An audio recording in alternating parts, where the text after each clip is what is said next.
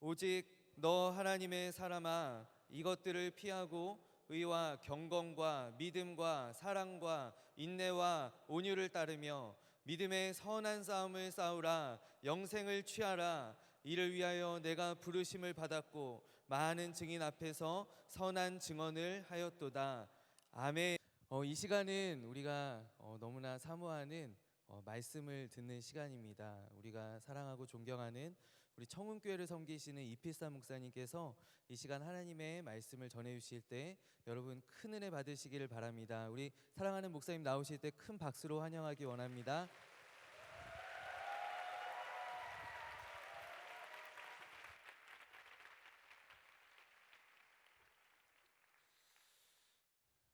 할렐루야. 네, 우리 스티그마 팀의 특순 참으로 은혜롭게 잘 들었습니다. 그러니까는 청년대학부가 아니란 얘기죠. 이분들은 고등부, 어유 있어 보이는데, 네. 뭐 옆에 앉아 있는 분들하고 그렇게 차별성이 없어 보이는 거 보니까 영적으로 성숙하니까 그런 기운이 나는 것 같습니다. 앞으로도 하나님께서 큰 은혜 주실 줄로 믿습니다. 예, 우리 청년대학부, 제가 명성교회 청년대학부 참 많이 사랑합니다. 늘 때마다 기억하고 또 이 나라를 위해서 귀하게 사용되어지고 또 하나님께서 귀하게 쓰실 계획과 섭리를 가지고 있는 그러한 지체들이라 생각을 합니다. 혹시 여러분들 청년부 중에서 제가 있었을 때 있었던 분들 여기 계세요? 한번 손 한번. 누군 이렇게 많이 있어요? 이분들이 빨리 선교회 쪽으로 넘어갈 줄로 믿습니다. 아직까지 계시면 괜찮은 건지 모르겠지만 그래도 여러분들 늘 제가 그때도 그랬어요. 매년 기도의 제목이 올해가 마지막입니다. 청년부 올해가 마지막입니다. 그런 걸 뭐 한 10년째 받는 그런 기도의 제목들인 지체들도 있었죠. 근데 막상 여선교회나 남전교회 가면요 수련회 때 뒤에서 기웃기웃거려요. 그때가 좋았다고, 그때 더 훈련받고 더 깊은 은혜 삼아야 되는데 늘 나갈 생각만 하다 보니까 그걸 제대로 누리지 못했노라고 후회하던 얘기를 제가 참 많이 들었습니다. 우리 청년부 지체들 빨리 나갈 생각만 하지 말고, 아멘. 아멘이 이렇게, 명성교회 아멘이 언제 이렇게 줄었죠? 빨리 나갈 생각하지 말고 있을 때 더 큰 은혜를 사모하는 그런 지체들 되어지기를 소망합니다. 네, 요즘 나라도 힘들고 우리 개개인의 삶도 쉽지 않습니다. 이러한 시기 가운데 우리들에게 무엇이 필요한지를 우리가 깨닫는 그런 은혜 시간 되기를 바라겠고요. 우리 찬양, 제가 원래 명성교회 오면 찬양하는 걸 좋아해가지고 찬양 한번 나눠보기를 원하는데요. 제목이 아주 좋습니다. 세상을 사는 지혜입니다. 제목이 세상을 사는 지혜이고요. 우리가 찬양의 가사를 한번 이렇게 곱씹으면서 이게 세상을 사는 지혜구나, 이제 그런 걸 우리가 깨닫고 고백하고 도전하는 그런 시간이 되기를 바랍니다. 많이들 모르실 수도 있는데 명성교회는 제가 수준이 높은 걸 잘 알아요. 제가 청년대학부 때도 아주 어려운 찬양도 한두 번만 하면 다 따라 하곤 했습니다. 예전에는 기대가 되고요. 한번 우리 찬양을 깊이 묵상하면서 이 찬양 같이 해보기를 원합니다.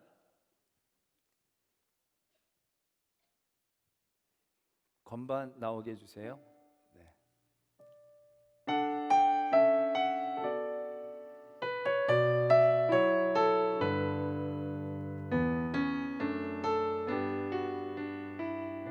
가사를 띄워주시면 다 같이 가사를 보면서 하늘을 볼 겨를도 없이 정신없이 세상을 살다가 마음의 먹먹함이 내 삶을 짓누를 때 그제서야 주님을 찾습니다.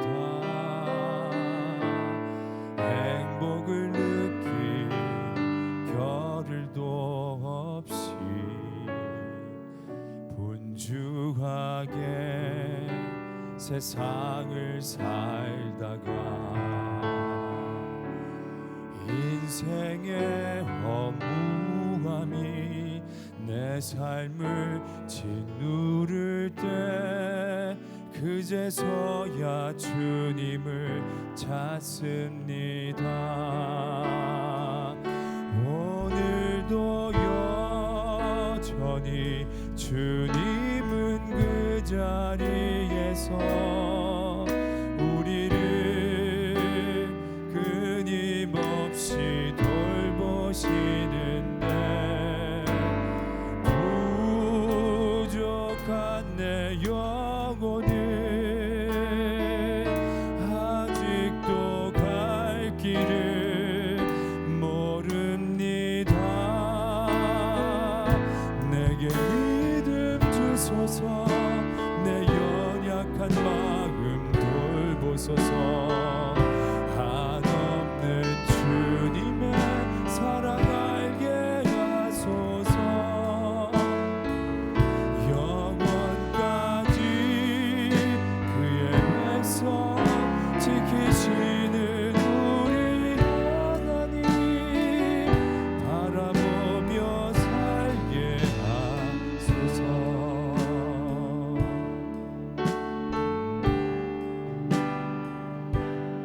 하늘을 볼 겨를도 없이 정신없이 세상을 살다가 마음의 먹먹함이 내 삶을 짓누를 때 그제서야 주님을 찾습니다. 행복을 느낀 겨를도 없이 분주하게 세상을 살다가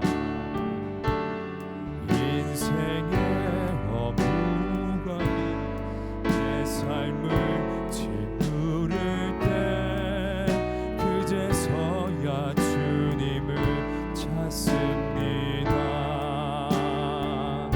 언제나 사랑해 주님은 그 자리에서 끝까지 놓지 않고 붙드시는데 부족한 내 마음을 아직도 돌아올 줄 모릅니다. 내게 믿음 주소서, 내 연약한 마음 돌보소서. 한없는 주님의 사랑 알게 하소서. 영원까지 그의 백성 지키시는 우리 하나님 바라보며 살게 하소서. 하늘을 볼 겨를도 없이 정신없이 세상을 살다가 마음의 먹먹함이 내 삶을 짓누를 때 그제서야 주님을 찾습니다. 행복을 느낀 겨를도 없이 분주하게 세상을 살다가 인생의 허무함이 내 삶을 짓누를 때 그제서야 주님을 찾습니다. 오늘도 여전히 주님은 그 자리에서 우리를 끊임없이 돌보시는데 부족한 내 영혼을 아직도 갈 길을 모릅니다. 내게 믿음 주소서, 내 연약한 마음 돌보소서. 한없는 주님의 사랑 알게 하소서. 영원까지 그의 백성 지키시는 우리 하나님 바라보며 살게 하소서. 언제나 사랑해 주님은 그 자리에서 끝까지 놓지 않고 붙드시는데 부족한 내 마음을 아직 돌아올 줄 모릅니다. 내게 믿음 주소서, 내 연약한 마음 돌보소서.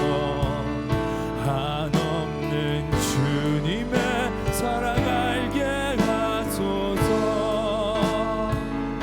영원까지 그의 백성 지키시는 우리 하나님 바라보며 살게 하소서.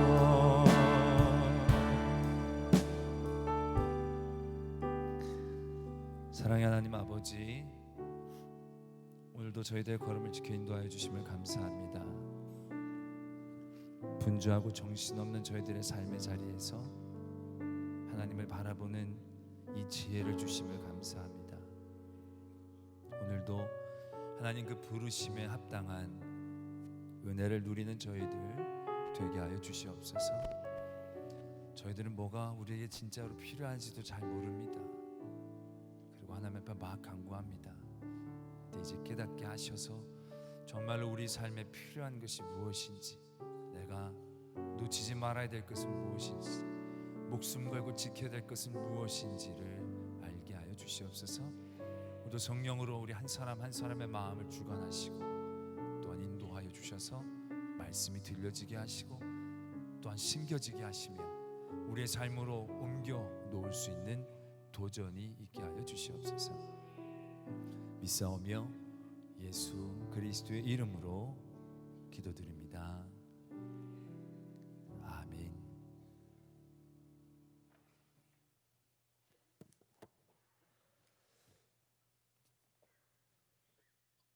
우리나라에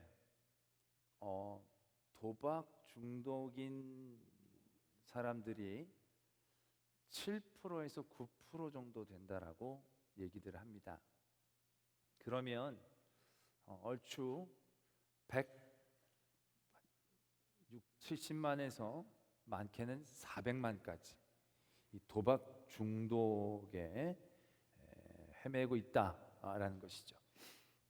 몇 주 전에 그런 기사가 있었습니다. 요즘 애들이, 청소년부 아이들이 굉장히 오락에 빠진다는데 그 오락이 아니라 도박에 빠진다는 거죠. 근데 그 도박이 뭐냐면 달팽이 게임이라는 그런 도박성 오락이라는 겁니다.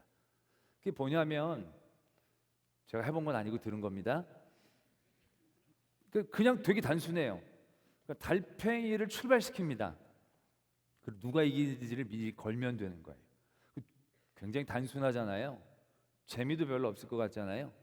근데 그게 그렇게 인기가 있다는 거예요. 그래서 거기에 빠져가지고 뭐 등록금 까먹고 엄마 돈 훔치고 이런 애들이 너무너무 애들 가운데 많다는 거예요. 굉장히 단순한데도 그 재미에 한번 빠지면 헤어나올 수 없다. 청소년기에 있는 아이들조차도 그 도박에서 헤어나오지 못하는 것을 보게 됩니다. 근데 이 왜 이렇게 도박에 빠지는가? 그 도박 중독자들의 얘기를 들으면 대부분 같은 패턴을 갖고 있습니다. 처음부터 도박의 재능을 갖고 도박의 사명을 갖고 살았던 것은 아니고요. 처음엔 다 재미입니다. 재미로 그냥 따라간 거죠. 따라가서 두 가지의 느낌을 느끼면 빠진다는 겁니다. 바로 뭐냐면 돈을 따는 재미, 돈을 따는 재미를 맛보게 된다는 거죠. 처음에 갔는데 친구들이 야 너 한번 해봐라 그래가지고 아니 나 안 해, 한번 해봐. 근데 딱 걸었는데 그게 마침 딱 된 거예요. 그래가지고 뜻하지 않는 돈을 벌면 그 쾌감이라는 게 이루 말할 수 없다는 거죠. 그런데 그렇게 해서 딴 돈은 대부분 또 잃게 되는 거예요. 잃어도 더 잃어요. 한 300원 그럼 너무 작은 단위니까 현실감이 없고 30만 원을 땄다 그러면 딴 사람들은 다 이렇게 생각한다는 거야. 30만 원이 끝날 때까지만 하겠다고. 근데 그게 안 된다는 거예요. 그 딴 맛을 한번 들이면 금방 그게 될 것 같고, 이게 30만 원에서 금방 주는 것도 아니고 중간에 한번 10몇만 원 갖다가 아 이거 또 좀만 하면 될 것 같아서 더 하다 보면 본전 그 이하로 떨어지게 된다는 거죠. 그럼 거기에서 떨어지면 그때부터는 완전히 눈이 돌아간다는 거예요. 이러니까 이걸 만회하고자. 그래가지고 그때부터는 뭐 이것저것 다 끌어붙는다는 거죠. 그러다가 순간 한번 회복하는 경우도 있다는 겁니다. 근데 회복하는 경우가 그때 딱 멈추는 게 아니라는 거예요. 그 회복했으니까 그 더 이상의 그 승리의 기쁨들 거기에 취한다는 거죠. 그래서 거기에 다 빠져든다는 겁니다. 그런데 그 분명히 도박에도 승리가 있고 패배가 있습니다. 돈을 따는 것도 이런 것도 있습니다. 그럼 도박을 하면 돈을 따는 사람들도 있어야 되지 않겠습니까? 그 도박을 하면서 패가 흥한 사람, 그런 사람들도 나와야 되지 않겠습니까? 뭐 간증할 때 저는 굉장히 찢어지게 가난했었는데 카지노에 가서 실력을 갈고 닦아서 타짜가 돼가지고 돈을 벌어서 우리 가문이 완전히 폈다고, 뭐 그런 얘기를 들을 수 있어야 되지 않겠습니까? 그런데 희한하게도 도박으로 가문이 흥하고 도박으로 만사형통하고 도박으로 끝까지 잘 먹고 잘 사는 이야기를 들어본 적이 없다는 거죠. 왜냐하면 도박이라는 틀 안에 들어가면 그 틀 안에서 이기고 지는 것 안에 매이기 시작하면 절대로 이길 수 없는 경기에 들어가게 되는 것을 의미한다는 거죠. 이길 수 없지만 그 안에서 이기고 지는 것의 착각 가운데 빠지면서 결국 헤어나오지 못하고 그 안에서 계속 쳇바퀴 돌듯이 돌아서 그래서 인생이 망해버리는, 그게 바로 도박 중독자라는 것입니다. 그런데 도박을 다 한다고 다 중독자들이 되는 건 아니에요. 여러분들 화투 좀 칠 줄 아세요? 고스톱 좀 할 줄 아세요? 이 고스톱을 한다고 다 도박 중독이 되는 게 아니에요. 도박 중독이 되지 않는 사람들의 특징이 있어요. 바로 뭐냐면 그걸 즐긴다고 생각하는 거예요. 30만 원을 따면 딴다고 생각하지 않고 30만 원어치만 즐기다 가자. 그럼 끝나면 툴툴 털고 나올 수 있는 거예요. 근데 거기가 승패로 들어가게 되면 돈을 더 따고 돈을 잃는 것에 매기 시작하면 절대로 이길 수 없는 함정에 빠지고 만다라는 것입니다. 그래서 도박 중독이 무서운 겁니다. 이길 수 없는 싸움에 들어가는 것. 그런데요, 여러분들은 그러한 이길 수 없는 싸움에 중독되어져 있는 사람은 아닌가? 스스로 한번 되돌아볼 필요가 있어요. 여러분들이 도박 중독자는 아닐 거예요. 그런데 여러분들은 세상에 중독되어 있는 사람은 아닌지 한번 되돌아볼 필요가 있다는 것이죠. 이 세상에 중독되면요, 뭐가 무서운 것이냐면요, 도박 중독하고 똑같아요. 절대로 이길 수 없는 싸움을 이기려고 애쓰다가 절망하게 되어질 수밖에 없는 그 싸움의 틀에 갇혀버리게 되어진다는 것입니다.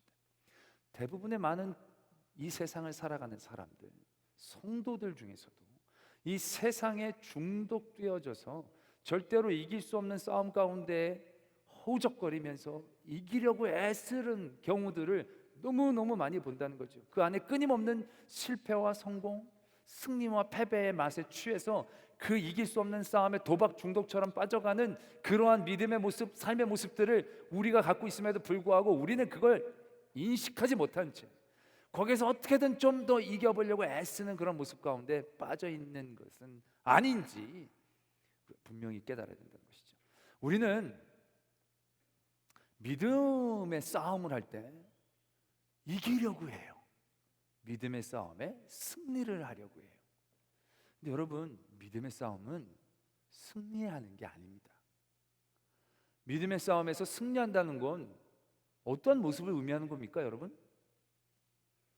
여러분들이 교회 생활 오래 하고 열심히 교회 생활하면서 공부도 좀 해가지고 그래가지고 사람들이 야, 너 교회 생활 좀 줄여라, 공부 좀 더 해야지 이랬는데 그런 말 듣지 않고 기도 더 열심히 하고 공부도 더 열심히 해가지고 남들이 부러워할 만한 대학에 합격을 했어요. 그럼 합격한 그 순간 그게 믿음의 승리라고 얘기할 수 있겠는가 라는 거죠. 여러분들 믿음의 승리라고 얘기하는 부분이 뭐예요? 뭐 이렇게 유혹이 있었어요. 유혹이 있었는데 유혹 가운데 아니야 이건 아니야 그래가지고 거기서 유혹을 여러분들이 딱 견뎌서 넘어갔어요. 그러면 내가 믿음으로 승리했다 라고 얘기할 수 있느냐라는 거죠. 그게 과연 승리라고 얘기할 수 있냐는 거죠. 그 한 판의 경기에서 이겼다고 그 다음에 여러분들이 승리자라고 얘기할 수 있냐는 거죠.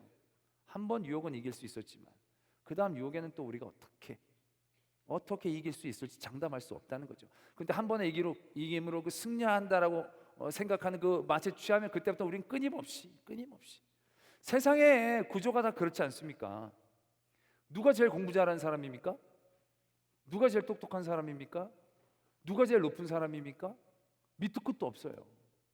우리가 단계적으로 이 세상을 살면서 승리다, 성공이라고 얘기하는 지점들이 있습니다. 근데 그 지점으로 가면 진짜 그게 승리고 성공이 맞냐는 거죠. 아니다라는 거죠. 여러분들 청년들 있죠? 청년들은 대학을 지나온 사람들이에요. 고등학교 때는 인생의 어느 정도의 승리와 성공이 대학이라고 생각하는 거죠. 그렇죠? 근데 대학에 가보면 어때요? 가보면 그렇게 우리가 생각하는 것만큼 결정적이지 않다는 거예요. 그래서 취업이 어떤 인생에서의 어떤 중간 단계의 성공과 승리라고 얘기할 때 여러분들이 뭐 대기업이나 좋은 공기업이나 공무원이나 그런 것들이 취직되기 위해서 애써서 그게 됐단 말이죠. 그럼 된 게 되기 직전까지만 뭐지? 가보면 아무것도 아니에요. 우리 공무원 시험 준비하는 지체들이 여기도 많을 거예요. 다들 공무원 시험 준비하면 진짜 동사무소에서 일하신 분들이 정말 하늘같이 보이고 저분들 너무너무 그래가지고 막 죽을똥해가지고 그 공무원 시험 그 어려운 수천 대를 그것도 몇 번 떨어져가지고 막 하다가 한 번 딱 붙으면 세상을 다 얻은 것 같다는 거예요. 세상을 다 얻은 거예요. 합격한 딱 끝 순간. 그런데 그래가지고 연수받고 현장으로 들어가면 그 커피 한 잔만 타줄래? 몇 년을 내가 각종 법을 두루 섭렵하면서 했는데 이것 좀 카피 하나 해올래? 그런다는 거죠. 아니 이게 뭔가라는 거죠. 여러분들 아까도 얘기했지만 여러분들 지금 이 자리에서 인생의 단기적인 승리와 성공 중에 결혼이 되어지는 분들도 많을 거예요. 그렇죠. 그런데 결혼하면 그게 승리고 성공이라고 얘기할 수 있어요? 마치 청년부에서 결혼하면 승리한 것처럼 생각해요. 나 이제 결혼해. 마치 성공한 사람처럼 얘기를 해요. 그리고 못 간 분들은 가냐? 그러면서 되게 일종의 뭔가 상대적인 그런 느낌을 느낄 필요가 뭐가 있냐는 거예요.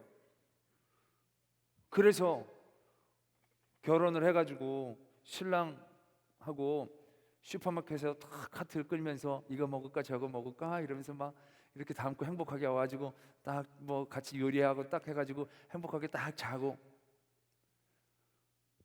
그런 말도 안 되는 상상을 어떻게 할 수 있는지 모르겠어요. 그런 날이 있을 수는 있어요. 365일 하루 정도. 그러나 그런 하루를 만들기 위해 364일은 얼마나 피눈물을 흘려야 되는지. 여러분들이 성공이고 승리라는 자리라고 생각하는 부분들을 얘기해 보세요. 그 자리에 있는 사람들에게 그걸 물어보세요. 그럼 그게 과연 여러분들이 생각하는 것만큼의 승리와 성공의 모습이 되냐는 거죠. 우리는 근데 그 구조에서 늘 쳇바퀴 돌듯이 도는 거예요. 뭔가 세상은 이루고 뭔가 세상은 얻고 뭔가 그 자리에 있는 것이 대단히 중요한 것처럼 생각하고 이해하게 만들지만 그건 승리도 아니고 성공도 아니에요. 승리와 성공 그 틀에 우리가 매이면 우리는 아무것도 얻지 못해요. 성경에서 멋진 승리의 장면을 떠올리라고 한다면 다윗을 떠올릴 수 있어요. 다윗이 골리앗을 이긴 거죠. 여러분 한번 냉정하게 생각해 보세요. 다윗이 골리앗과 싸워 이겼어요. 그 싸움에서 이겼어요. 그리고 난 다음에 다윗이 실질적으로 얻은 게 무엇이 있어요? 다윗이 골리앗을 이긴 다음에 실질적으로 그가 가진 게 뭐가 있어요? 얻은 게 뭐가 있어요? 골리앗과 싸우기 전에는 그런 조건이 내걸어졌어요.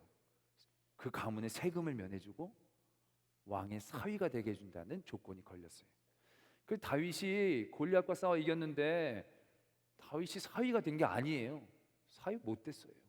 나중에 사위가 된 건 그 블레셋 사람들의 포피를 몇백 개 갖고 오라 그래가지고 사위가 된 거지. 골리앗을 이기면 사위가 되게 해준다고 이렇게 했지만 그것 때문에 사위가 된 게 아니에요. 다윗이 골리앗과 싸워 이겨서 얻은 것은 어떻게 보면 사람들의 주목, 시선, 질투로 이어지는 위험한 전단계.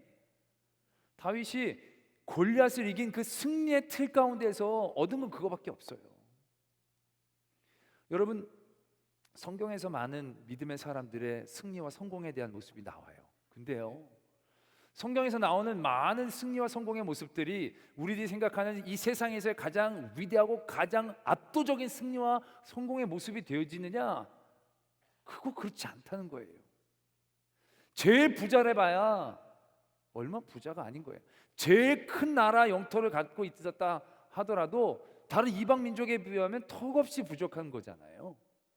왕국을 세우고 다윗이 왕국을 영토를 넓혔지만 그건 나중에 바벨론 영토의 몇 분의 1도 안 되는 거예요. 어떻게 되게 세계사적으로 보면 초라한 거예요. 아브라함에게 엄청난 약속을 주셨지만 결국 이삭 한 명이에요. 뭐 대단하고 엄청나고 놀라운 그러한 일들이 있었던 것 같지만 우리가 그래서 꿈꾸고 바라는 그런 일들은 별거 아닌 거예요. 나사로가 죽었다 살아났어요. 이거 얼마나 대단한 일입니까? 그런데 나사로가 그 다음에 영생한 얘기는 없어요. 나사로가 그 다음엔 또 죽었어요. 죽는 게 괴로운데 그걸 2번 죽었어요. 아니 뭐 개인 이 성서적으로는 그런 예수님의 능력을 나타내는 것이기도 하겠지만 개인적으로 보면 나사로는 참 그냥 그때 가면 그냥 하나님 나라 가서 편하게 있는 거잖아요. 근데 또 끄집어 내려져 가지고 왔다가 또 살다가 그리고 또 그걸 2번을 해야 돼. 정말 쉽지 않은 거죠. 그러니까 우리가 생각하는 액면가의 승리나 성공이라고 생각하는 그 모습들이 우리가 그렇게 생각한 것만큼 가치 있고 중요한 게 아니다라는 얘기예요. 그래서 오늘 우리가 읽은 말씀에 보면 하나님이 사도 바울을 통하여 디모데에게 그런 권면을 주세요. 디모데가 어린 나이에 목회를 하고 있으니까 쉽지 않은 그런 여러 가지 상황들이 있잖아요. 그래서 그런 상황들 가운데 이렇게 얘기를 하세요. 믿음의 선한 싸움에 승리해라 라고 얘기한 게 아니에요.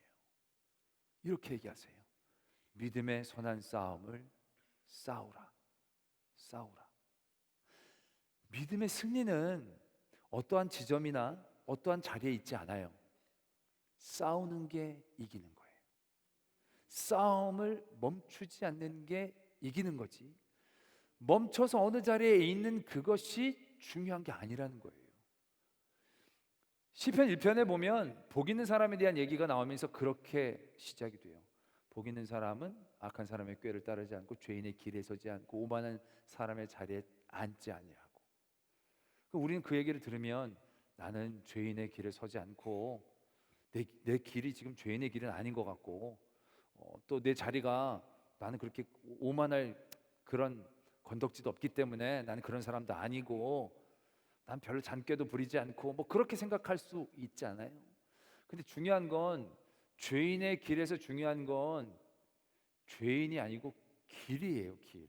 오만한 자리에 오만한 사람의 자리라고 했을 때 오만한 사람이 중요한 게 아니고 자리가 중요한 거예요. 여기에 매이면 죄인이 되고 오만해지는 거예요. 여러분들이 어떤 길에 집착하면 여러분들은 죄인이 되는 거예요. 이 길만이 행복이 있고 이 길만이 승리고 이 길만이 성공이다라고 생각하며 그 길에 집착하는 그 순간 우리들의 삶 가운데서 대부분의 많은 것들은 합리화되고 내 스스로 변화되어지면서 그 길이 정의가 되고 옳은 길이 되는 거예요. 그 길에 서는 모든 과정과 방법들에 대해서는 별 고민하지 않게 되어지는 거죠. 그러면 길에 매인 그 자체가 우리를 죄인으로 만든다는 거예요. 어떤 자리에 앉는 그 자체가 오만한 자가 되는 거지 날 때부터 오만한 사람이 어디 있어요?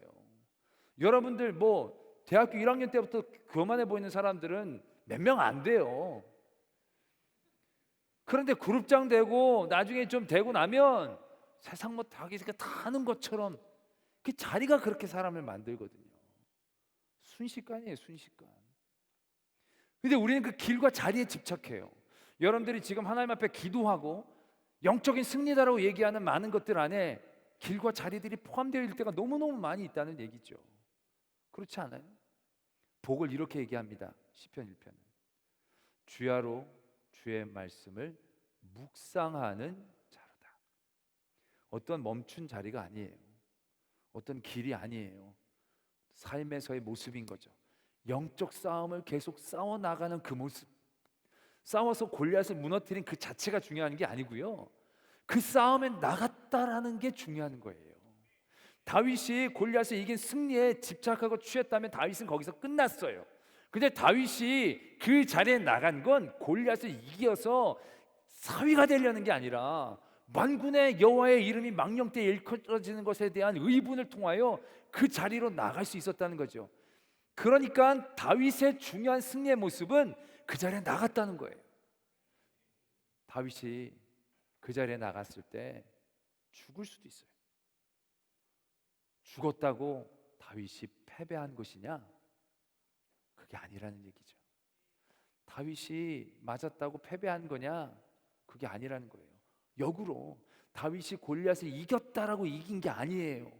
다윗이 진짜 이긴 건 골리앗에게 나갔다라는 거예요. 많은 사람들이 골리앗을 두려워하고 그의 안녕과 편안한 자리에 멈추고 있었을 때 그는 믿음의 싸움을 싸우기에 발을 내디뎠다라는 거죠. 그게 승리했다라고 얘기할 수 있는 모습이다라는 것입니다. 그래서 우리는 믿음의 싸움을 싸우는 틀에 들어가야 돼. 이기고 지는 틀에 매이면 안 돼요. 내가 졌다 이겼다 여기에 매이면 안 돼요. 우리는 너무 그런 걸 많이 해요. 누구랑 얘기하고 나서도 내가 이겼어, 이번에 내가 이겼어. 뭐 이기고 지는 게 뭐가 있어요. 부부싸움을 할 때에도요, 아씨 내가 진 것 같아 막 되게 불쾌해요. 아니 가정에서 이기고 지는 게 어디 있어요. 근데 다들 이기고 지는 거예요. 그게 뭔 의미가 있어요? 뭔 의미가 있어요? 그냥 말하는 게 됐지 뭐 이기고 지는 게. 근데 다들 이기고 지는 거에 매이는 거예요, 여러분들. 오늘도 여러분들 예배 시간에 오늘 피곤하고 그랬으니까 졸려가지고 막 안 졸려고 애를 썼어요. 안 졸면 그래가지고 안 졸으면 내가 이겼어. 아니 피곤하면서 하나님이 잠을 주시는데 자지 왜? 그러면서 내가 이겼어, 내가 잘했어, 그래서 하나님 나한테 은혜를 주셔야만 돼. 이거 더 나쁜 거예요. 차라리 졸려가지고 잔 다음에 주여 제가 졌습니다. 저를 긍휼히 여겨 주시옵소서. 저를 죽이지 마라. 이게 더 나은 거예요. 그렇다고 잘하는 얘기가 아니에요. 안 자려고 애를 쓰는 건 좋지만 그게 자기의 무슨 승리의 자리인 것처럼 생각하는 게 아니에요. 내가 하나님의 말씀을 듣기 위해 애쓰고 힘썼다라는 그 자체의 모습들, 그것에 대한 그 평가만을 가져야 되는 것이고, 내가 앞으로 그냥 믿음의 싸움을 계속 싸워 나간다는 그 자체만으로도 내가 승리하고 이겼다라는 것이지, 뭔가 어떤 지점, 결국 뭐 졸아서 못 듣는 거나 조느라고 꼬집어 가지고 아파서 못 듣는 거나 똑같은데도 묘하게 거기에서 승패를 얘기하면서 자기가 마치 대단한 사람인 거라도 된 것처럼 착각하고 스스로를 교만하게 만들 때가 얼마나 많이 있냐는 거죠. 예수님이 시험을 당하셨을 때도 그래요. 첫 번째 시험이 돌을 떡으로 만들라는 거예요. 돌을 떡으로 만들라라는 시험에서 승리하는 길은 뭐예요? 돌을 떡으로 만들면 되잖아요. 그렇죠? 돌을 떡으로 만들어 봐라. 너가 만들 수 있냐? 이런 시험이죠, 말하자면. 그럼 우리는 막 기도해가지고 돌을 떡으로 만들면 봐라, 내가 이겼지 않느냐? 앞으로 찍소리하지 마라. 내가 이겼으니까 난 예수님, 예수 그리스도다. 난 성도다. 우리는 이 구도로 생각하게 되어지지 않습니까? 반응하지 않기로 작정하고 결단했습니까? 네. 그 구도로 생각하기 쉽다는 거죠. 아니, 우리들의 지금 우리들의 시험이라고 생각하는 많은 부분들이 그렇잖아요. 내가 지금 시험 당했다. 그리고 그 시험에서 이겼을 때 그 이기는 모습들이 우리가 그려낼 때는 돌을 떡으로 만드는 자리를 그려내는 거죠. 그 돌을 떡으로 만들었어요. 가정을 해봅시다. 예수님이 돌을 떡으로 만들었어요. 그랬더니 사탄이 아니 흠칫 놀라면서 진짜 예수님이군요. 그러면서 뒤로 물러났다고 쳐요. 그런데 예수님이 돌을 떡으로 만든 걸 보고 사람들이 몰려들기 시작하는 거예요. 정말 예수님 맞으시군요. 정말 돌을 떡으로 만드시는 분이 맞군요. 우리에게 하는 소망을 주시는군요. 돌을 떡으로 만들어 주십시오. 앞으로도 우리에게 양식을 주시고 우리의 문제를 해결해 주십시오. 그러면서 그들의 요구들을 막 해오겠죠. 예수님이 돌을 떡으로 만들었어요. 다음에 또 배고파서 돌을 떡으로 만들어 달라 해서 또 떡으로 만들어 줬어요. 그랬더니 이번에 이 사람들이 돌을 떡으로 만드는 게 성에 안 차니까 고기도 먹고 싶다고 돌을 고기로 만들어 달라 그랬어요. 그 돌을 고기로 만들어 줬어요. 그랬더니 이 사람들이 디저트로 또 만들어 달라 그러는 거예요. 좀 괘씸하잖아요. 그래서 예수님이 이거 아니다. 이건 너희들 너무 버릇이 나빠진 것 같아서 너희들에게 더 좋은 건 이 디저트가 아니라 빵이니까 계속 빵으로 만들어 주겠다 라고 했어요. 그때 사람들이 아니 예수님이 돌을 떡으로만 만들 수 있지 돌로 빵은 못 만드는구나. 능력의 한계가 있구나. 나를 만족스럽지 않게 하는구나. 근데 옆에서 악한 세력이 이리 와라. 여기 케이크 있다. 그럼 이 사람이 진짜인가 보다. 그러면서 우르르 가지 않겠냐는 거죠. 생각해 보세요. 말세에 많은 적그리스도들이 많은 기적과 이사를 베풀면서 믿음의 성도들을 미혹하려고 한다는 겁니다. 마태복음 24장에 예수님께서 말세에 대한 현상을 얘기해 주시면서 그렇게 적고 있습니다. 그 기적과 이사에 대하여 사람들이 미혹되어지는 이유가 뭐냐는 거예요. 그들이 이 세상에서의 싸움의 틀을 잘못할 때, 예수님이 그때 돌을 떡으로 만드셨으면 이러한 사태들이 예상될 수밖에 없는 거예요. 예수님이 결국 그 틀 안에 갇히시는 거예요.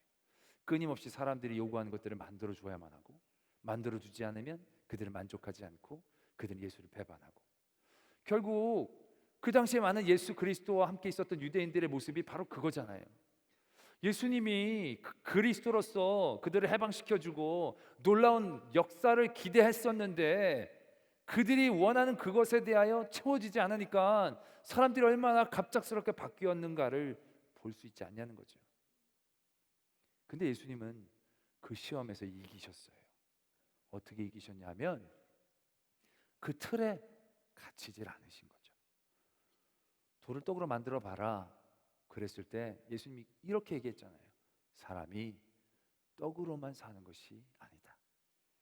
하나님의 말씀으로 사는 것이다. 사단이 내준 그 시험의 틀을 뛰어넘어 하나님의 영적인 틀로 그 삶을 바라보는 영적 전쟁을 계속하고 계셨다라는 것을 의미하는 거예요. 그 싸움에서 이기려는 데 집착한 게 아니고 그 삶의 자리에서도 하나님이 주신 영적 싸움이 어떤 것인지, 이 삶에서 진정한 승리의 모습이 어떤 것인지에 대한 끊임없는 도전, 끊임없는 영적인 깨어있음, 결국 그것이 그 시험의 틀에 갖추지 않고 새로운 틀로 그 악한 것들을 대항하는 거죠. 그랬더니 그 자리에서 진정한 승리가 있었다는 거예요. 할렐루야. 제가 명성교회 청년부를 맡고 있었을 때예요. 오늘 왔나 모르겠네. 한 청년이 있었어요. 굉장히 괜찮은 청년이었어요. 우리 교회 명성교회 온 지 이제 얼마 되지 않았어요. 근데 열심히 뭐 활동도 하고 아주 믿음이 기초가 좋은 형제였어요. 그런데 어느 순간부터 안 좋은 소문이 계속 도는 거예요. 무슨 소문이었냐면 여기저기 들이댄다, 이제 그런 소문이 들린 거예요. 너무 안타까웠어요. 그러면서 나를 찾아온 거예요, 그 형제가. 왜 자매들은 왜 그런지 모르겠다고. 왜 그랬더니, 아니 좋으면 좋다, 싫으면 싫다 말을 해야지. 잘 그거 분명하게 안 해줘가지고 여기에서 아닌갑다 해서 또 저기 가면 또 그 자기네들끼리 그 얘기를 다 안 되는 거예요. 그러면서 나는 3번째 왔네, 4번째 왔냐, 그러면서 그것이 소문이 돌아가지고 자기 너무 지금 괴롭다는 거예요. 그래서 내가 너 우리 교회 결혼하고 싶어서 왔냐고. 그때 솔직히 그렇다고, 좋은 믿음의 자매 만나서 결혼하려고 왔다고. 그래서 제가 그랬어요. 정말 결혼하고 싶냐고. 네, 결혼하고 싶습니다. 그러면 틀을 바꾸자고. 어떻게 하면 됩니까? 결혼을 포기하라고. 결혼하고 싶은 걸 포기하고 진짜 교회 믿음의 생활에 한번 집중해보라고. 그럼 대부분의 청년들은, 이 총각들은 잘 순종을 못해요, 그런 걸. 근데 얘는 순종을 하는 거예요. 그때부터 진짜 자매는 거들떠도 보지 않고 진짜 열심으로 믿음 생활하는 거예요. 진짜 열심으로 교회만 하는 거예요. 그래서 1년 지나고 1년 반 지나고 2년 가까이 되고 제가 그다음부터 걱정이 되는 거예요. 저렇게까지 포기하라는 건 아니었는데 저러다가 진짜 나중에 못 가면, 나중에 목사님 책임지라고 막 이러면 내가 데리고 살아야 되나, 걱정이 되기 시작한 거예요. 이거 어떻게 하면 좋은가. 그러던 어느 날이었어요. 제가 그땐 그랬거든요. 니네들끼리 하지 말고 정말 마음에 드는 사람 있으면 나한테 와서 얘기하라고. 그럼 내가 어떻게 해보겠다고. 그렇게 얘기를 그때는 했었거든요. 지금 같은 이러한 타락한 분위기가 절대로 아니었고요. 수도사 앞에 동네처럼 그때 믿음 생활 잘했거든요. 그렇죠? 네. 아멘 안 하기로 작정했어요 오늘. 그래서 하여튼, 그런데 어느 날 한 자매가 이제 저를 찾아온 거예요. 굉장히 괜찮은 자매예요. 그 자매가 그런 거, 목사님 그때 그렇게 얘기하셨죠? 그래서 그랬다 그랬더니 요즘 자기가 마음에 품고 있는 형제가 있다는 거예요. 목사님 좀 연결해달라고 했더니, 그래? 누구냐 그랬더니 바로 그 청년을 얘기를 하는 거예요. 그래서 내가 진짜 하나님 살아계시다. 이제는 하나님 진짜 길 열어주시나 보다. 이 자매가 너무너무 호감을 갖고 있는 거예요. 그리고 너무 괜찮은 자매여가지고 뭐 감지덕지죠. 내가 하면 그냥 바로 그 다음날 날 잡고 할 수 있는 그런 수준인 거죠. 그래서 내가 너무 기뻐가지고 이제 얘기해 주려고 기다리고 있었어요. 근데 진짜로 그날 오후에 그 자매가 왔는데 그날 저녁에 또 다른 자매가 나를 찾아온 거예요. 그 자매가 나한테 이러는 거예요. 목사님, 제가 그때 그렇게 얘기하셨죠? 제가 마음에 드는 형제가 생겼습니다. 그러냐고. 누구냐고. 설마. 근데 진짜 그 형제를 얘기하는 거예요. 그리고 나서 그 이튿날 또 자매 하나가 나를 찾아오는 거예요. 그 자매도 다 A급이지만 아주 훌륭한 자매. 그 자매도 나한테 그렇게 얘기하는 거예요. 그게 한 주간에 그런 일들이 있는 거예요. 그래서 내가 무슨 호르몬 계통에 무슨 통일성이 있나, 얘네들이 왜 이러나. 그럼 걱정이 되는 거예요. 그때부터. 이게 우리나라 일부 다처제도 아니고 다 괜찮은 처녀인데 이거 내가 누구는 해주고 누구는 안 해줄 수 없잖아요, 제가. 그래가지고 이게 선착순으로 하는 것도 아니고 이거. 그래가지고 내가 되게 고민이 됐었어요. 근데 진짜 그 몇 달 뒤에 그 자매 중에 한 자매랑 잘 돼가지고 지금 결혼하고 애 낳고 잘 살고 있다라는 그런 얘기입니다. 맞는지 모르겠어요. 한번 손 한번 들어보세요. 자기가 지금 자기 얘기하는지 모를 거예요. 아마 그 형제는 이걸 모르니까. 자매들도 자기가 그 3명 중에 1명인지는 모를 거예요. 이게 나만이 아는 건데, 그 내가 명석교회 자주 안 오는 건요, 내가 뻥끗하면 많이 다쳐요. 그래서 내가 자중을 많이 했어요. 뭐 시간이 좀 지나가기를. 제가 중간에도 한 3, 4년 때 막 오고 싶었는데, 그럼 진짜 여러 다칠까 봐 내가 말하다가 시간이 지나서 얘기를 하는 건데. 할렐루야. 싸움의 틀을 바꿔야 돼요. 정말 결혼하고 싶으면 그 틀에선 절대로 이길 수 없어요. 아니, 결혼하고 싶어서 애써서 결혼할 수도 있어요. 그러나 그 결혼이 승리를 의미하는 결혼이 되게 하는 성숙하지 못한 결혼이 될 수 있다는 거죠. 그런 과정 가운데 이 형제는 아마 그때 들이대다가 누구랑 하나 맞아서 결혼했으면 결혼은 그냥 했을 거예요. 근데 이 형제는 그 가운데에 하나님의 믿음 가운데 착실히 훈련을 받았어요. 그리고 나서 그때에 만나서 결혼하게 되니까 얼마나 믿음으로 성숙하게 가정을 이끌어 나가는지 몰라요. 얼마나 아내를 대하고 자녀를 대하는 것에 대해서 성숙하게 대하는지 몰라요. 그러니까는 하고 안 하고의 문제가 아니라는 거예요. 솔직히 어떻게 그것들을 살아나가느냐의 문제거든요. 이스라엘 민족이 가나안 땅에 들어간 게 승리예요? 가나안 땅에 들어간 게 승리가 아니에요. 가나안 땅이 뭘 승리예요? 그 땅이 젖과 꿀이 콸콸콸 흐르는 땅이 아니에요. 그냥 젖과 꿀이 흐르는 땅이죠. 그 땅이 애굽 땅보다 비옥한 게 아니에요. 하나님이 우리에게 주시는 가치와 하나님이 주신 능력의 대비로 보자면 그 땅은 그렇게 좋은 땅이 아니에요. 하나님이 정말 주셨다면 유대인들이 배 타고 아메리카 대륙으로 넘어갔어야 맞아요. 미국 땅이 진짜 비옥하고 좋은 게 많거든요. 비행기로 몇 시간을 가도 막 다 밭이고 논이 세상에. 그런데 이스라엘은 그렇지 않거든요. 가나안 땅은 그렇게까지 좋지 않아요. 그 가나안 땅의 가치가 있는 게 아니거든요. 그 가나안 땅의 가치는 땅이 갖고 있는 가치가 아니라 하나님이 약속하신 땅이라는 가치가 진정한 가치인 거죠. 그 땅에서의 승리는 그 땅을 쟁취하는 것에 있지 않아요. 그 땅에서 하나님을 얼마나 잘 섬기느냐에 있는 거죠. 근데 그게 1년 만에 들어갔으면 그게 잘 됐겠어요? 40년을 훈련하고 들어가도 그게 쉽지 않았는데 1년 훈련하고 들어가고 그게 제대로 됐겠어요? 아니라는 거죠. 이스라엘 민족이 광야라는 틀에서, 이거는 뭐 살고 죽는 틀이 아니라 견디는 틀이잖아요. 그 광야에서 늘 하나님을 만나는 훈련이잖아요. 그 삶 자체가 승리인 거죠. 주의 말씀을 주의 하루 묵상하간 낮에와 밤에 불기둥과 구름기둥으로 늘 하나님을 느끼고 경험하고, 그게 승리하는 거잖아요. 그게 이기는 거잖아요. 그러한 삶의 자리에 우리가 있어야 된다는 것입니다. 여러분들이 대학 합격 좋죠. 그러나 그 대학 합격 자체가 우리의 삶에 무슨 의미를 커다랗게 줄 수 있겠어요? 기쁘고 즐겁겠죠. 취직한 거 기쁘고 즐겁겠죠. 그러나 그 기쁨과 즐거움이 여러분들의 삶에 얼마만큼의 영향력을 미치고 있냐는 거죠. 여러분들 지금 대학 합격한 분들 합격했을 때 좋았을 거예요. 그죠?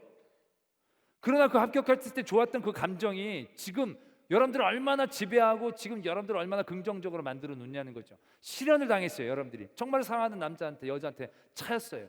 너무너무 세상이 죽고 싶어요. 그런데 내가 대학에 합격했었지. 맞아, 내가 그때 대학에 들어갔어. 내가 원하는 대학에 내가 맞아 그때 들어갔었어. 맞아, 얼마나 즐겁고 기뻐. 그 사람은 내게 떠나갔지만 나는 대학에 들어갔었어. 그러면서 여러분들이 막 웃을 수 있어요? 즐거워할 수 있어요? 아니잖아요. 유효기간 얼마 아닌 거예요. 여러분 결혼할 때 기뻐요, 즐거워요? 딱 그때 기쁘고 즐거워요. 그러나 여러분들 지금 결혼 생활 해가지고 막 남편하고 아내하고 막 싸우고 나서 막 정말 너무 괴롭고 힘들고 분노가 나는데 그래, 그래도 신혼 땐 즐거웠었지. 맞아, 그때는 우리가 해변을 뛰어다니면서 맞아 너무너무 사랑스럽고 너무너무 즐거웠지. 그래서 난 지금 즐거워. 이럴 수 있냐는 거예요. 그런 세상의 승리와 성공의 자리라고 인정했던 그것이 지금도 유용하게 여러분들을 기쁘고 즐겁게 만들어줄 수 있는 그러한 영향력을 갖고 있는 사건이 뭐가 있냐는 거예요. 뭐가 있냐는 거예요. 없잖아요. 근데 우리는 그 틀에 중독되어 있다는 거예요. 세상이 강요한 그 틀에 중독되어 있다는 거죠. 이게 믿음에서도 우리가 얼마나 많이 이러한 것들에 대해서 매인지 몰라요. 우리가 되게 그 어려워하는 질문 중에 하나가 구원 받으셨습니까? 이 질문이에요. 이게 처음 던지면 쉬워요. 제가 만약 여러분들에게 구원 받으심을 믿으시면 아멘, 그럼 여러분들은 아멘 할 거예요. 처음엔 그래요. 근데 내가 한 사람 떨어지게 쳐다보면서 정말 구원 받음을 확신하는 거 맞습니까? 그러면 0.5초 멈칫거리죠. 왜 그러시지? 내가 지난 겨울 했던 일들을 기억하시나? 아마 나랑 같이 청년부 있던 쟤들은 내가 한 번만 뚫어지게 쳐다보면서 너 구원 확신 있냐 그러면 방금 기죽으면서 주여 천부의 의지 없어서 이 죄인 이렇게 나올 수 있다는 거죠. 되게 어려운 질문이에요. 이게 왜 어려운 줄 아세요? 이게 어려운 질문인 게 내가 구원에 대한 확신과 증거에 대한 나의 것들을 되돌아보면 이게 늘 어려운 거예요. 왜? 내가 잘한 것도 있거든요. 구원 확신을 받았던 어떤 것도 있어요. 근데 그걸 계속 물어보면 그것들은 쏙 지나가면서 내가 잘못하고 죄졌던 것들이 스물스물 피어난 거예요. 아, 진짜 하나님 뒤끝 계시다. 용서하시되 잊지는 않으셨나? 그거 가지고 지금 얘기하시나? 그런 항목들이 얼마나 많이 있는 거예요. 우리가 어떤 어려움과 환난을 닥치게 될 때 우리의 발목을 잡는 그런 것들이 늘 있어요. 아, 맞다, 내가 그때 그러지 말았어야 되는 뭐 이런 것들. 그런 것들이 한두 개면 잘한 거 100가지가 있어도 소용이 없어요. 죄는 크거나 작거나 죄는 죄니까. 그게 발목을 딱 잡으면 그때부터 구원의 확신이 없는 거예요. 그러니까 이단들은 막 구원의 확신들을 막 집요하게 물어보죠. 그러면서 오늘 매달 며칠 분명한 증거가 있느냐? 그게 없으면 그때부터 막 흔들리는 거죠. 이런 구조는요, 우리가 절대로 구원에 대한 확신을 가질 수 있는 구조가 아니에요. 매달 맨날 며칠 확신이 있어서 그 증거를 갖고 있다고 할지라도 그건 최면일 뿐이에요. 그게 나의 모든 삶을 확증지어질 수 있는 게 아니거든요. 또 이러다가 내가 죄지면 그게 무슨 의미가 있어요? 내가 잘못하면 그 죄값이 상쇄하는 거 이게 플러스 마이너스 해가지고 해보면 비교가 안 될 텐데 어떻게 우리가 구원의 확신을 갖고 끝까지 심판대 앞에 나갈 수가 있어요? 이 구조는 안 되는 거예요. 우리가 말세에 대한 궁금함을 늘 가져요. 제자들도 예수님에게 그런 질문을 던졌어요. 예수님이 성전을 보시면서 돌 위에 돌 하나도 있지 않을 것이다 이렇게 얘기를 하셨어요. 그랬더니 제자들이 그때가 언제입니까? 그때 우리는 어떻게 준비하고 어떻게 대비해서 우리는 어떻게 살아남으면 됩니까? 뭐 그런 취지의 질문이었겠죠. 예수님이 말씀하시죠. 축축축 그때는 이런 현상이 있을 것이다. 그때는 유대에 있는 사람들은 산으로 올라가지 말고 지붕에 있는 사람들은 집 안으로 뭘 가지러 들어가지 말고 겉옷을 벗고 일하는 사람들은 뒤돌아가지 말고 바로 산으로 도망쳐라는 거죠. 아니 그래서 산으로 도망치면 그래가지고 얼마나 더 버틴다고. 솔직히 그건 길이 없다는 얘기예요. 방법이 없다는 거예요. 근데 예수님이 이렇게 얘기하셔요. 그날은 하나님께서 감하지 않으면 우리가 이겨낼 수가 없다는 거죠. 그런데 하나님께서 택하신 자들을 위해서 그날을 감하시리라 이렇게 얘기하세요. 택하신 자들을 위하여. 그 뒤로도 보면 그때는 하늘에 별들이 떨어지고 어둠이 있고 천군과 천사가 내려서 그 일들을 심판 만군이 떨겠고 근데 하나님의 천사들이 내려와서 땅 이 끝에서부터 저 끝까지 택하신 자들을 모을 것이다. 택하신 자들을 모을 것이다. 그렇게 말씀이 적고 있어요. 예수님이 말씀하셨어요. 근데 우리는 말세에 그것에 대해 불안한 감이 많아요. 우리가 여태까지 막 열심히 늘 교회에 살다가 그날 딱 하루 기분이 울적해서 노래방에서 딱 노래 부르고 있는데 그때 예수님이 내려오시면 어떡하나? 뭐 그런 불안감 있잖아요. 늘 경건하게 입고 다니다가 그때만 소매 없는 거 입고 있었는데 그때 예수님이 내려오시면 어떡하나?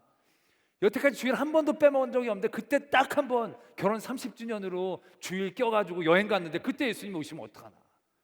비 오는 수요일날 예수님이 오실 확률이 높다던데 오늘은 내가 갈 수 없고, 그땐 꼭 교회 가 있어야 되는데, 그래서 비 오는 수요일만 되면 길을 쓰고 교회 오는 부류들이 있어요.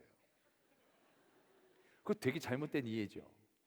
왜? 땅 이 끝에서 저 끝까지 하나님의 사람들은 모으시는 거예요. 어디 있든지 모으시는 거예요. 그 기준이 교회 안에 있는 사람, 교회 바깥에 있는 사람 기준이 아니에요. 그때 기도하고 있던 사람, 기도하지 않고 있던 사람, 그게 기준이 아니에요. 그때 전도하고 있던 사람, 전도하고 있지 않는 사람, 그게 기준이 아니란 얘기죠. 그때 좋은 일하고 있었던 사람, 그때 나쁜 일하고 있었던 사람이 기준이 아니에요. 마지막 날의 기준이 우리에게 있는 게 아니라는 얘기죠. 마지막 날의 기준은 하나님에게 있는 거예요.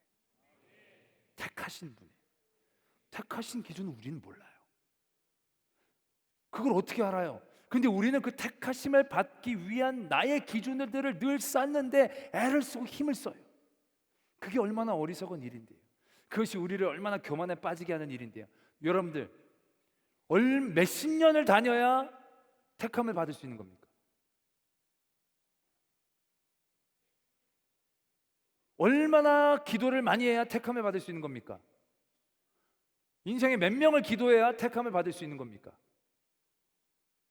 기준이 있어요? 없어요. 없어. 그런데도 우리는 내가 몇십 년 믿었으니까. 여러분 1년이 한 52주 있어요. 몇 번까지 빼먹으면 구원받을 수 있을까요? 몇 번까지 용납이 될까요? 학교는 3분의 1선이 있잖아요. 그 하나님도 주일에 3분의 1선이 있으니까 우리 중간고사, 기말고사 빼고, 페이퍼 쓸 때 빼고, 뭐 이렇게 빼고, 여행 빼고, 그 한 1년에 한 40주 정도 출석하면 구원받을 만한 자격이 있는 건가요? 그거 말하기가 어렵다. 그러면 1년에 딱 3번 교회 나오면 구원받을 수 있을까요? 없을까요? 네? 왜 갑자기 물으니까 또 갑자기 소심해지고 그러세요? 주일 1년에 한 번 나오는데 구원 받을 수 있을까요? 없을까요? 우린 몰라요. 우린 몰라요. 있다 없다 얘기할 수가 없는 거예요. 왜요? 정말 1년 내내 아파 몸좀 누워있다가 정말 너무 교회 나오고 싶어서 기어서 한 주 나오는 영혼들, 그런 영혼들이 있다면 하나님께서 택하실 만한 그러한 모습이 될 수 있겠죠. 그러나 52주 맨날 나와도 교회 나오면서 늘 사람만 쳐다보고, 늘 자기 의만 세우고, 늘 자기 공로만 따지고, 그래서 늘 나는 한 주도 빼먹지 않았습니다 라고 얘기한다면 그 사람은 과연 하나님 앞에 어떠한 모습의 사람이 되어질까요? 택하심을 받는다는 건요, 나에게서 어떠한 이유가 아무것도 없다는 거예요. 저희들도 이렇게 오늘도 저희가 우리 교회에서 같이 사역할 분들을 이렇게 면접을 봤는데요, 그 희한해요. 조건들이 쭉 있죠. 어떤 분은 뭐 학력이 높고 경험이 많고 막 이런 그런 게 있어요. 그런데 막상 뽑을 때는요, 내 마음이에요. 내 마음이에요. 그래서 이 사람은 왜 안 되는 겁니까? 그러면 이 사람 교회 경력이 너무 없다. 이 사람은 왜 안 되는 겁니까? 이 사람은 교회 경력이 너무 많다. 뭡니까? 많아도 안 되고 없어도 안 되는 겁니까? 글쎄 그러네. 나도 내 마음을 모르는 거예요. 택하신 자의 마음이라는 것은 어떤 조건이나 룰을 뛰어넘는 거거든요. 그게 우리의 영역, 우리의 능력, 우리의 권세 바깥에 있는 거죠. 근데 우리는 늘 그것들 하나하나를 내가 소유하려는 그 틀 가운데에 늘 매이는 거예요. 세상에 중독되어 있는 거죠. 절대로 이길 수 없는, 절대로 믿음의 기쁨을 느낄 수 없는 그 틀 안에서 우리가 늘 맴도는 거예요. 늘 거기에 빠져 있는 거예요. 그래서 한 번 기뻤다 또 한 번 슬펐다, 한 번 기뻤다 한 번 슬펐다, 그 다음엔 이 기뻐할 수 없는 그런 삶을 사는 거예요. 우리가 그러한 틀에 매이면 1년 중에 며칠이나 기뻐할 수 있겠어요? 우리가 그러한 승리와 성공을 평생에 몇 번이나 경험할 수 있겠어요? 그러면 우리의 하루하루의 삶 속에서 얼마나 많은 날들을 많은 실패와 절망 가운데에서 좌절하고 살겠냐는 거죠. 그 틀이 아니라는 얘기죠. 그 틀을 벗어나야 한다는 거죠. 하나님이 우리에게 주신 은혜라는 것은 그런 거예요. 이기는 게 아니라요, 싸울 수 있는 힘이에요. 이기고 지는 것에 매이면요, 섣불리 싸울 수 없어요. 우리가 아무것도 가질 수 없고 아무것도 능력이 없고 아무것도 할 자리, 아무것도 할 수 없는 가능성이란 우상에 갇혀버리면 이거 해서 뭐해? 지는데. 이거 해서 뭐해? 가능성이 없는데. 기도해서 뭐해? 교회가 나가서 뭐해? 헌금 드려 뭐해? 늘 이렇게 얘기하는 거예요. 내가 원하는 어떤 실패와 성공, 세상의 가치관들에 중독되어 있으면 우리는 결론은 할 수 없다, 하지 못한다, 할 필요 없다, 다 이쪽으로밖에 안 나는 거예요. 왜? 결국 다 죽잖아요. 죽는데 뭐하러? 하나님의 사람들은요, 그래서 이 땅 가운데에서 믿음의 싸움을 싸우는 게 승리인 줄 아는 거예요. 그건 내가 아무 능력이 없어서 이길 가능성이 없는 그 자리에서도 할 수 있는 유일한 것이 되는 거거든요. 기도가 승리가 되어지는 게 가능성을 보고 하는 게 아니잖아요.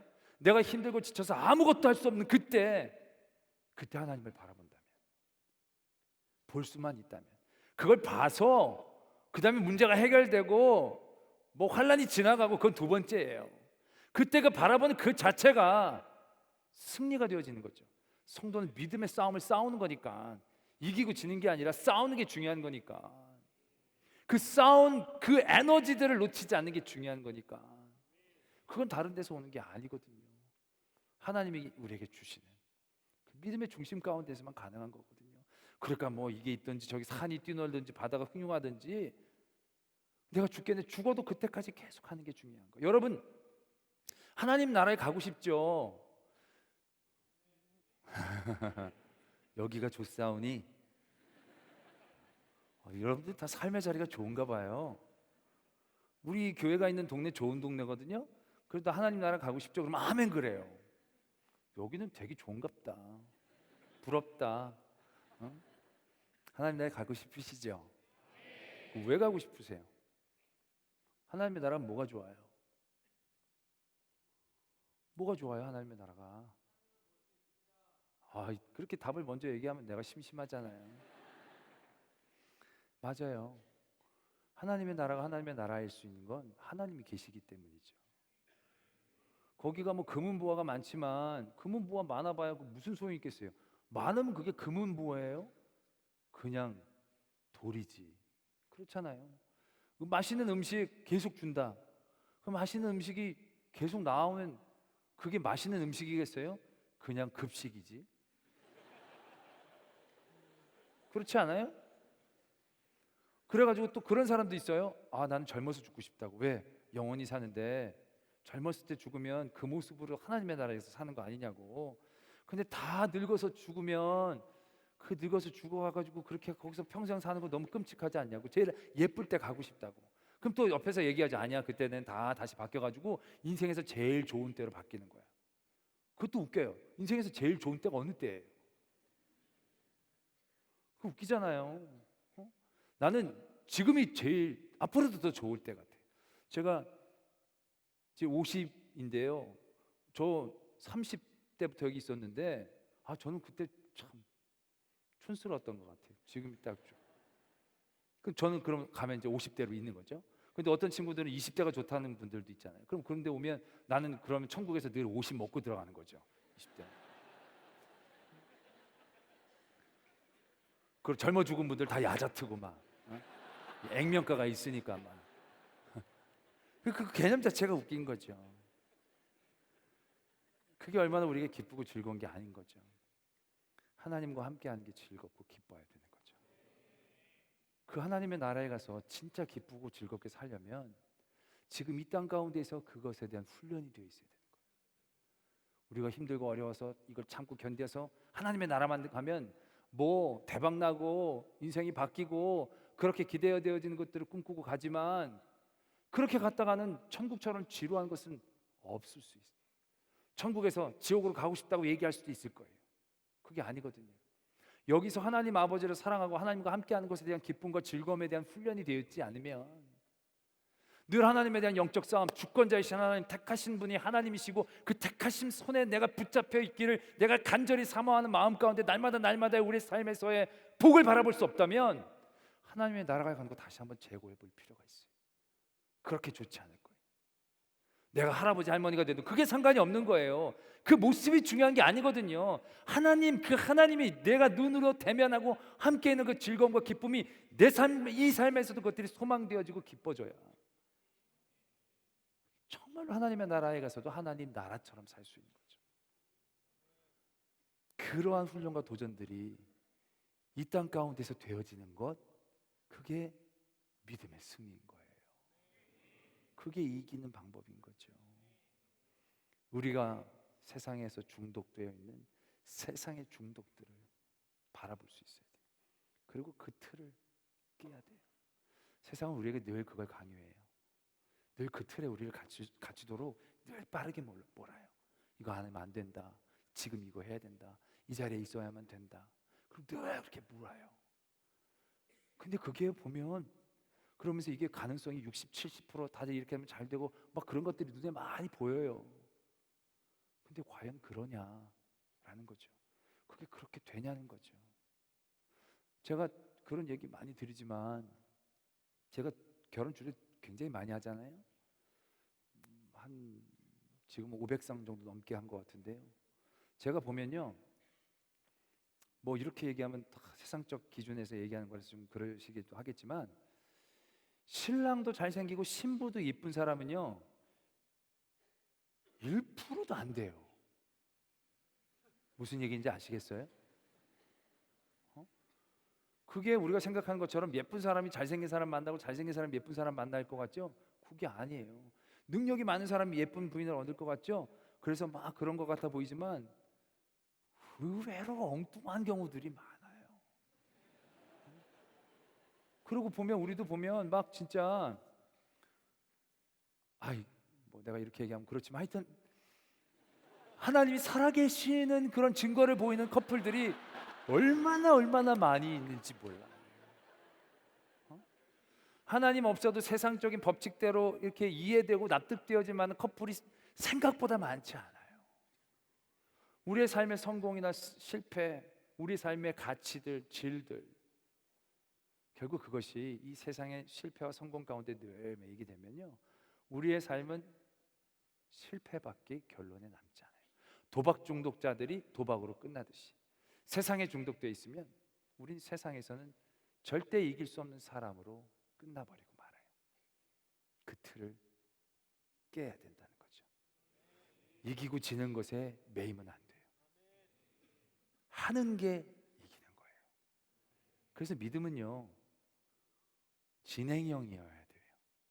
운동성을 갖고 있어야 돼요.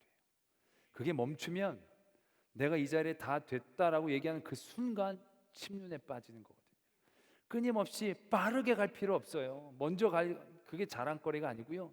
끊임없이 멈추지 않고 영적 싸움을 날마다 감당해 나가는 거예요. 날마다 내 걸 쌓아놓고 그것을 안심하며 바라보며 내가 이걸 이만큼 했으니까 좀 쉬어도 되겠지, 이게 아니라 이 모든 게 하나님의 것이에요. 이 모든 게 하나님의 은혜인 거죠. 그래서 한시도 하나님 없이는 살 수 없다라는 그 영적 싸움의 기본을 가지고 택하신 그 주권에 대한 우리가 철저히 깨어있음을 가지고 날마다 늘 그 앞에 나가야 되는 싸움들, 그게 삶이 좋건 나쁘건 잘 돼서 유혹의 자리에 있건 못해서 절망의 자리에 있건 우린 그 자리에서 멈출 수 없고 계속적으로 나가야 된다는 거죠. 범죄, 상실, 절망, 노예, 포로, 환난, 죽음, 핍박, 세상에선 이걸 패배와 관련 있는 단어로 생각해요. 그러나 이 단어는 놀랍게도 하나님이 사랑하신 모든 사람들이 경험했던 단어예요. 아브라함이 절망 가운데 100년을 살았어요. 아담이 범죄했어요. 패배하고 진 걸 의미해요. 그러나 하나님은 범죄함 가운데 긍휼을 베풀어 주시는 거예요. 상실함 가운데 더 큰 하나님의 주권을 경험시켜 주시는 거예요. 이스라엘 민족이 야곱 때 내려왔어요. 덕망과 인정을 받는 가문으로 살 줄 알았어요. 근데 노예로 400년 이상을 사는 거예요. 애를 많이 낳는다고 아들을 죽여도 찍소리 하지 못하고 반항 하나 하지 못하고 촛불 하나 켜지 못하고 정말로 죽어 없으면 짐승처럼 400년 이상을 그들이 노예로 살았어요. 그게 패배와 절망의 시간이냐? 아니죠. 하나님은 그 노예의 삶 속에서 이스라엘 민족의 수를 늘려주셨어요. 나가 있으면 여기저기 전쟁에 휩쓸렸을 터인데 애굽의 그늘 밑에서 노예였지만 그 민족을 수가 많게 해주셨다는 거죠. 그리고 그가 나온 거예요. 그들이 나라를 세워서 어느 정도 살았어요. 근데 나라가 완전히 풍비박살이 나서 포로로 내려갔어요. 그 이후로 수천 년 동안 나라를 제대로 세운 적이 없어요. 그러나 그 포로 생활이 하나님의 나라를 꿈꾸게 하는 은혜의 역사였다는 거죠. 예수님의 죽으심, 그건 실패와 좌절을 의미하는 거예요. 그런 예수님의 죽으심은 그런 화법으로 하나님이 우리에게 얘기하신 게 아니에요. 예수님의 죽으심으로 하나님은 우리에 대한 사랑을 확증하신 거예요. 예수 그리스도의 죽으심으로 하나님과 우리의 화목됨을 선포하신 거예요. 죽으심이란 사건과 단어는 우리에겐 패배와 절망만 떠올릴 수 있지만 하나님은 그 단어를 통해서 사랑과 화목을 선포하셨다는 거죠. 마찬가지 우리의 삶의 자리에서 그렇게 표현되어지는 많은 단어들이 있을 거예요. 절망, 상실. 세상은 그걸 끝이라고 생각해요. 이기고 지는 틀로 보면 그럴 수밖에 없죠. 그러나 그런 삶의 자리에서도 영적 싸움을 감당하는 일들 가운데 우리의 중심이 놓이게 된다면 거기서 소망을 얻을 수 있죠. 그리고 하나님의 또 다른 역사가 진행되는 것을 경험할 수 있어요. 그걸 내 당대에 경험할 수 없다 할지라도 내가 그 소망함을 붙잡고 나간다면 내 후대는 그것들을 누리는 귀한 하나님의 역사를 경험할 수 있겠다라는 것입니다. 할렐루야. 우리 명성의 귀한 우리 청년들 싸움의 틀을 바꾸어서 승리하는 게 아니라 계속 싸워 승리의 모습을 간직하는 그런 성도들 되기를 바랍니다. 세상에 지고 이기는 것에 마음 뺏기지 말고, 시험 잘 봤다 못 봤다에 뺏기지 말고, 합격했다 못했다에 뺏기지 말고, 그 와중과 그 상황 환경 가운데서도 영적 싸움을 싸워 나갈 때 그 사건, 그 절망은 하나님의 놀라운 가치로 바꿔주시고 하나님의 귀한 승리와 성공을 선포하는 삶이 되어질 줄로 믿습니다. 우리 찬양하겠습니다. 우린 연약합니다. 네.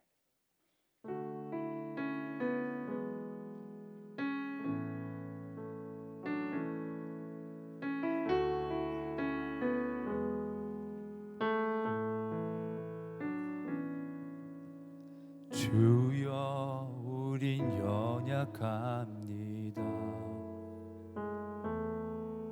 오늘 하루도 실수합니다.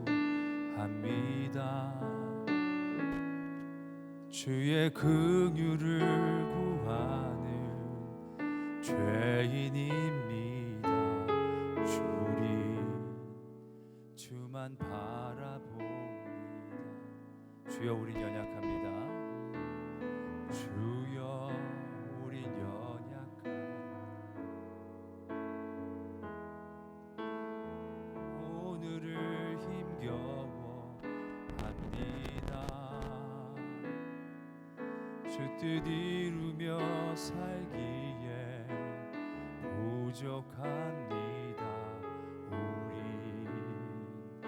우린 연약하니 주여 우린 넘어집니다. 주여 우린 넘어집니다. 오늘 하루 또 실수합니다. 주의 긍휼을 구하는 죄인입니다. 우리 주만 바라봅니다.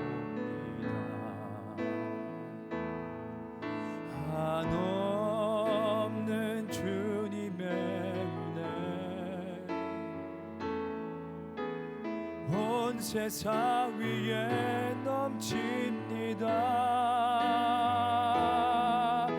가릴 수 없는 주 영광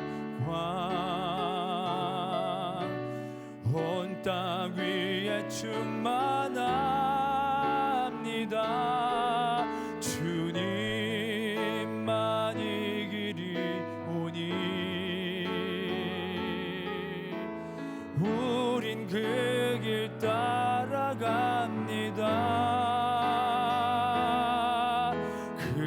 그날에 우리를 이루신 주는 완전하니 한없는 주님의 은혜 온 세상 위에 넘칩니다. 가릴 수 없는 주 영광 온 땅 위에 충만합니다.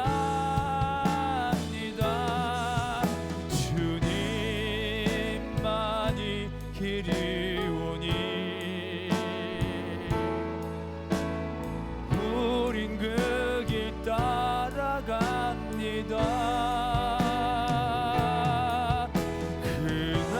그날에 우리를 이루신 주는 완전합니다.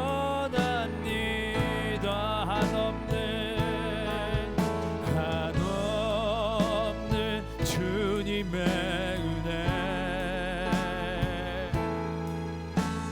온 세상 위에 넘칩니다.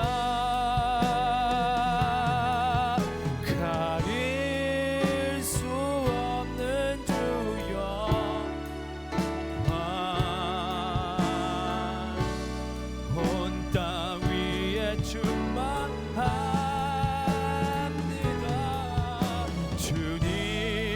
주님만이 길이 오니 우린 그 길 따라갑니다.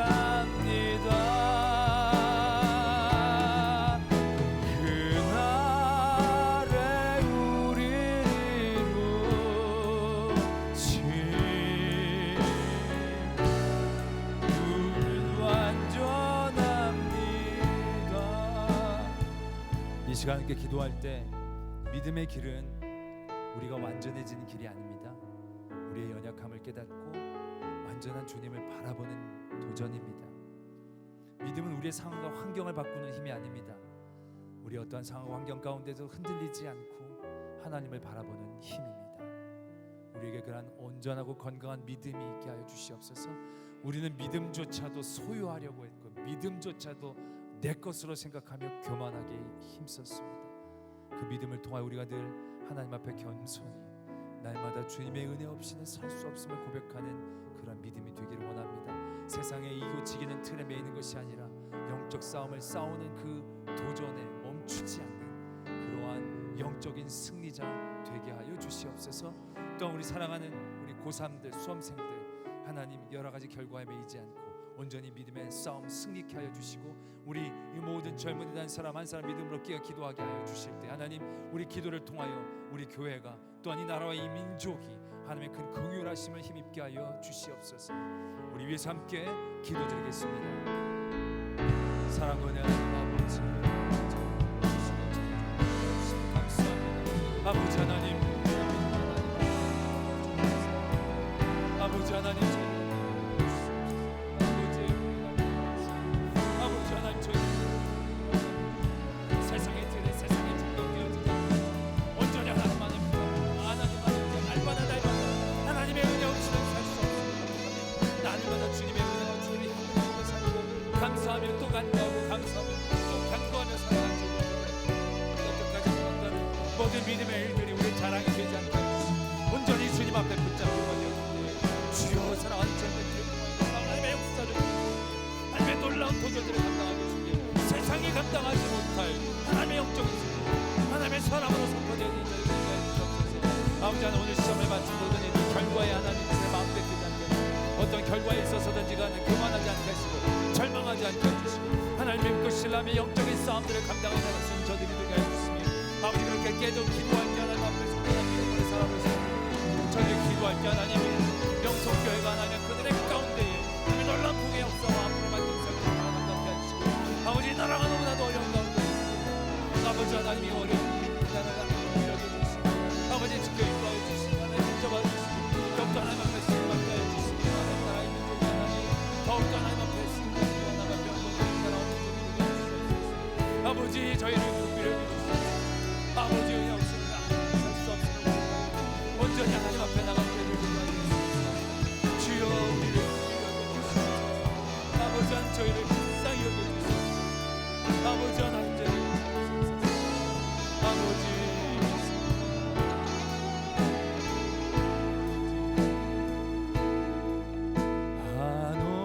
한없는 주님의 은혜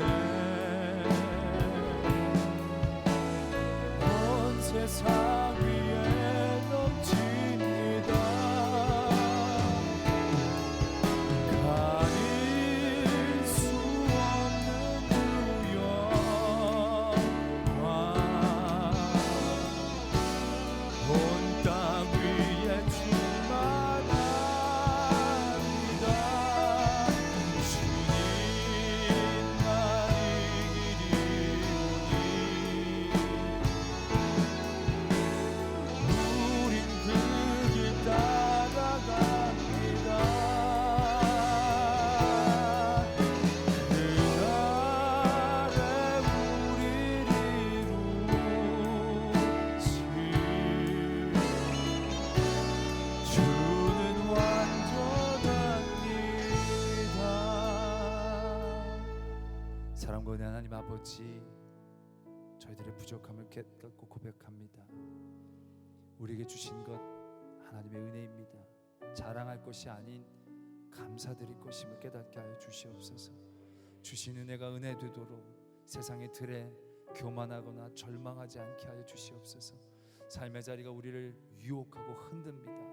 그 모든 싸움의 틀에 매이지 않게 하여 주시고, 예수 그리스도처럼 하나님의 말씀 붙잡고 영적인 싸움을 계속해 나가게 하여 주시며, 주야로 주의 말씀으로 묵상하고 기뻐하고 즐거워함으로 세상의 것으로 즐거워하는 것이 아니라 하나님으로 즐거워하고 기뻐하는 그런 믿음의 일들을 도전하는 저희들 되게 하여 주시옵소서. 그러할 때에 우리 사랑하는 젊은이들, 저들 삶 가운데 닥쳐진 모든 문제와 환난들을 뛰어넘게 하시고, 많은 유혹들 뛰어넘게 하여 주셔서 하나님의 놀라운 일들을 전하고 나누게 하여 주시며, 저들을 통하여 하나님 이 제단이, 이 나라와 이 민족이 하나님의 놀라운 섭리들을 바라보며 경험케 하여 주시옵소서. 우리 세우신 목사님 더욱더 영육간에 강건케 하여 주시고, 우리 당회장 목사님을 통하여 하나님 이 땅 가운데 여러 가지 사역들을 감당케 하여 주시며, 그 모든 영적인 도전들과 유산들을 하나님 우리가 잘 감당케 하여 주셔서 더욱더 하나님의 귀한 역사들을 이루어 나가는 대대손손 하나님의 일들을 끼어 감당하는 하나님의 제단, 하나님의 젊은이들 되게 하여 주시옵소서. 젊음의 때에 저들의 삶의 자리에 흔들리지 않게 하시고 온전히 믿음의 자리에서 승리케 하여 주실 줄 믿사오며 예수 그리스도의 이름으로 기도드립니다. 아멘.